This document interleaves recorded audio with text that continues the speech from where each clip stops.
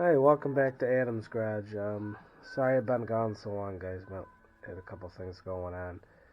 Alright, this video was a part 2 to that code on my wife's Dodge Journey. I replaced that part.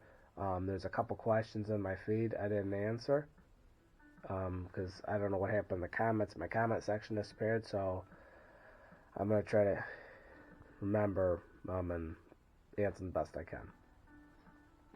So, this is the part I replaced. Throttle body.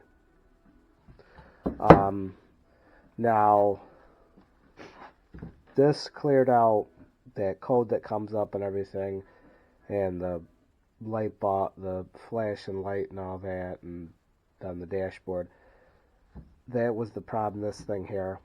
You can clean these. I see some people clean these in here, but it's not guaranteed, and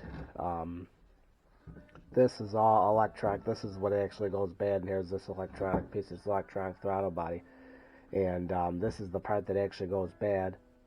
But I think somebody cleaned this and they put it back in there before we bought it, and it come with evap leak. I was chasing that ghost for like 4 years, and somebody pinched the gasket when they put this back in. But another question, did it solve the problem? This did solve my problem. As soon as I put this in, cleared the code out, solved my problem. Everything was all great. It runs great. It's been, I want to say, 6 months now, and it runs awesome. I was losing power and everything, and this thing, you know, gas mileage, everything, this thing did the trick. And somebody said they replaced it, but it didn't fix the problem. I don't know if you got yours at a junkyard or where you got it from, but I got mine off of Rock Auto. It was like, I want to say maybe 50, 80 bucks. Heck of a lot cheaper than the auto parts stores. I know the auto parts stores was around, like, I think the cheapest one was like $300. And this was either like 80 or 50 bucks. So it's a heck of a lot cheaper.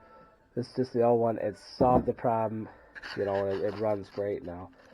Alright, guys, that's all I got for you now, and I will catch you on the flip side.